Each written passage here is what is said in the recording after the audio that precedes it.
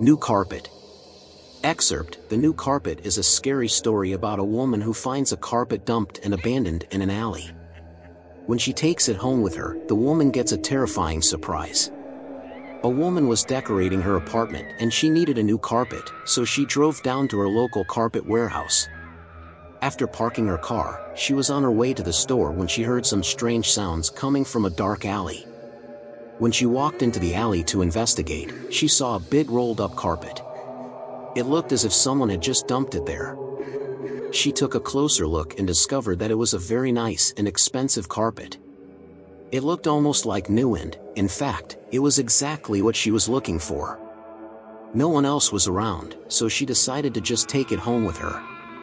As she was dragging it along behind her, she kept hearing strange noises, but whenever she turned around, there was nobody there. She started to walk faster and faster, but the weird sounds continued. When she got to her car, she opened the boot and tried to lift the carpet. It was much heavier than she expected, but she just ignored it and eventually managed to wrestle it into the boot. When the woman got home, she dragged the carpet up the stairs to her apartment. By the time she got there, she was exhausted, so she put the carpet in the living room and decided to unroll it the next day. After a good night's sleep, she woke up and went into her living room. She was shocked to discover that it had been completely trashed. Books were strewn all over the floor and the tables and chairs were overturned. The carpet was lying in the kitchen. The woman was sure she had been robbed, but when she looked around, there was nothing missing. She dragged the carpet back into the living room and set it down. Then, she started trying to clean up the mess.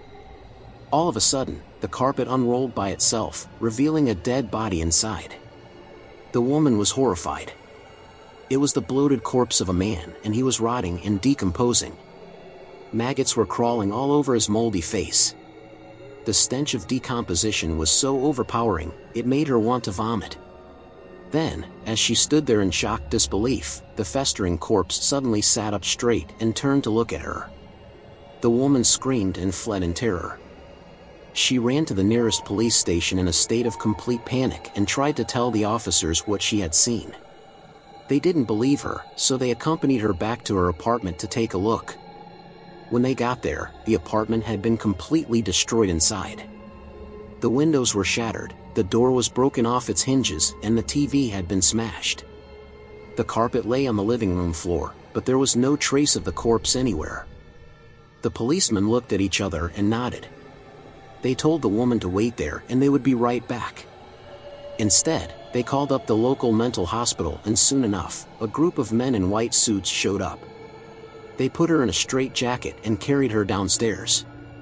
Then, they bundled her into a van and took her to the insane asylum. As the van was pulling away, the woman glanced out the barred back window and saw the rotting corpse dragging the carpet down the street.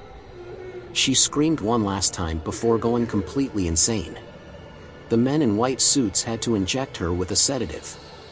From that day on, she spent the rest of her life locked in a padded cell, babbling and gibbering about the corpse in the carpet.